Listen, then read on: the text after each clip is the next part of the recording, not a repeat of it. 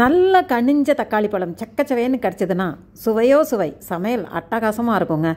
அந்த மாதிரி கனிஞ்ச சிவப்பு தக்காளி பழமும் ஒரு சின்ன கட்டு கொத்தமல்லி தலையும் இருக்குது. இதை வச்சு நம்ம இன்றைக்கி சூப்பரான செட்டிநாடு ஸ்பெஷல் தக்காளி பச்சடி எப்படி செய்கிறதுன்னு பார்க்க போகிறோம்.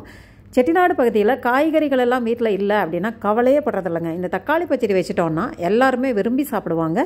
இட்லி, தோசை, சப்பாத்தி, சாதம் எல்லாத்துக்குமே இது நல்ல காம்பினேஷனாக இருக்கும். இது ஒரு அட்டகாசமான சைட் டிஷ்ஷு. இந்த மாதிரி சுவையான ரெசிபிக்கு செட்டிநாடு குக் புக் சேனலை மறக்காமல் சப்ஸ்கிரைப் பண்ணிக்கணும்.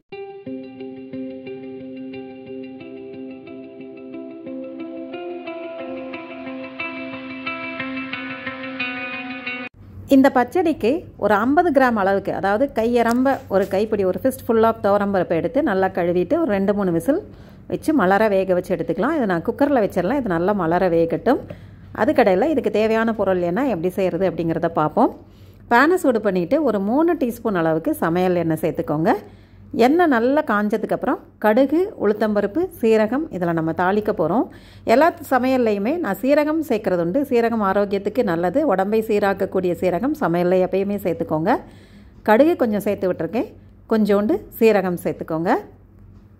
இது நல்லா பொரிஞ்சு வரட்டும். பொரிஞ்சதுக்கப்புறம் கொஞ்சோண்டு கருவேப்பிலையும் சேர்த்து விட்டுருங்க.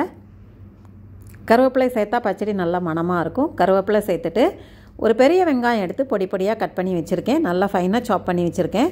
அதையும் சேர்த்துக்கலாம். நீங்கள் சின்ன வெங்காயம் சேர்த்தாலும் ரொம்ப நல்லாயிருக்கும். இந்த வெங்காயம் சேர்த்துட்டு இது பாதி வேகிற அளவுக்கு நல்லா வதக்கிக்கோங்க.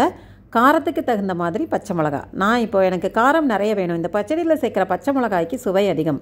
அதனால் நிறைய பச்சை மிளகா சேர்த்துருக்கேன். உங்கள் காரத்துக்கு தகுந்த மாதிரி பச்சை மிளகாய் எடுத்து அதையும் கட் பண்ணி இதில் சேர்த்துக்கலாம். இந்த வெங்காயம், பச்சை மிளகா நல்லா வதங்கி வரட்டும். ஒரு 3-4 தக்காளி அளவுக்கு, உங்கள் தக்காளி சைஸை பொறுத்து எடுத்துக்கோங்க. அதை எடுத்து நல்லா சின்ன சின்னதாக கட் பண்ணி வச்சுருக்கேன். அதையும் இது நல்லா வதங்கி வரும்போது அந்த ஜூஸோட, அப்படியே அந்த தக்காளியில் எப்படி ஜூஸ் இருக்குது அந்த ஜூஸ் எல்லாம் வேஸ்ட் பண்ணாமல் அந்த ஜூஸோட கட் பண்ண தக்காளியை அதில் சேர்த்துருங்க. சேர்த்துட்டு கொஞ்சோண்டு பெருங்காயம் சேர்த்து விட்டுறலாம். இது நல்லா வதங்கணும். இந்த தக்காளி இந்த வெங்காயம், பச்சை மிளகா கூட சேர்ந்து நல்லா வதங்குச்சுன்னா சுவை ரொம்ப நல்லாயிருக்கும். இது நல்லா திறக்கி விடுங்க. கொஞ்சோண்டு பெருங்காயம் இப்போ நான் சேர்த்து விட்டுறேன். பெருங்காயத்தையும் சேர்த்து எப்பயுமே நான் சொல்கிற மாதிரி இந்த தக்காளி வதங்கும்போது இதுக்கு தேவையான உப்பையும் சேர்த்து விட்டுடலாம். உப்பு சேர்ந்துச்சுன்னா தக்காளி நல்லா ஈஸியாக வதங்கி வந்துடும். தோல் விட்டு நல்லா மேஷ் ஆகி வரும். அதனால் இந்த பச்சடிக்கு தேவையான உப்பை இப்போ நான் சேர்த்துறேன். உங்கள் சுவைக்கு தகுந்த மாதிரி சேர்த்துக்கோங்க. சேர்த்து நல்லா வதக்கி விட்டுடலாம். இது நல்லா வதங்கி வரும்போது நம்ம குக்கரில் வேக வச்சு வச்சுருக்கோம் இல்லையா, துவரம்பருப்பு மலர்ந்து வெந்திருக்கணும். அப்போ தான் ரொம்ப நல்லாயிருக்கும். ரொம்ப குழஞ்சிடாமல் வேக வச்சுக்கோங்க. அந்த வெந்த துவரம்பருப்பையும் இதில் கொண்டு வந்து சேர்க்க போகிறேன். அதிகம் பருப்பு வேண்டாம். இந்த தக்காளிக்கு தேவையான அளவு நீங்கள் பார்க்கும்போது உங்களுக்கு தெரியும். இந்த 3 தக்காளிக்கு நான் ஒரு கைப்பிடி அளவுக்கு, அதாவது ஒரு 50 கிராம் துவரம்பருப்பு வேக வச்சு வச்சுருக்கேன். அதையும் இப்போ வதங்கின தக்காளியோடு சேர்த்துட்டு நல்லா கொதிக்க விடலாம். இதுக்கு தண்ணி எதுவுமே சேர்க்க வேண்டாம். இந்த தக்காளியில் இருக்க ஜூஸு, நம்ம வேக வச்ச பருப்பில் இருக்கிற தண்ணி இதுவே போதும்.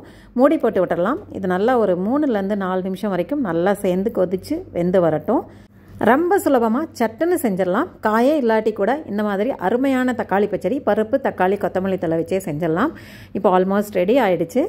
நல்லா ஃப்ரெஷ்ஷான கொத்தமல்லி தழை ஒரு சின்ன கட்டை எடுத்து தண்டோட பொடி பொடியாக கட் பண்ணி வச்சுருக்கேன். அந்த கொத்தமல்லி தலையும் இப்போ இது மேலே தூவிடலாம். இந்த கொத்தமல்லி தலைக்கு ஒரு அபாரமான மணமும் சுவையும் இந்த பச்சடிக்கு கொடுக்கக்கூடியது இந்த கொத்தமல்லி தழை. தக்காளியும் கொத்தமல்லி தலையும் ஃப்ரெஷ்ஷாக இருந்ததுன்னா ரொம்ப சுவையான பச்சடி சட்டுன்னு ரெடி பண்ணிடலாம். இந்த பச்சடி செஞ்சு பார்த்துட்டு எப்படி இருந்ததுன்னு கண்டிப்பாக சொல்லுங்கள். இது எல்லாத்துக்கூடையுமே மேட்ச் ஆகும். உங்களுக்கு இந்த ரெசிபி ரொம்ப பிடிச்சிருந்ததுன்னா உங்கள் ஃப்ரெண்ட்ஸ் கூட ஷேர் பண்ணிக்கோங்க.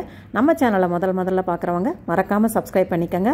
தேங்க்ஸ் ஃபார் வாட்சிங். சுவையை ரசிக்கலாம் வாங்க.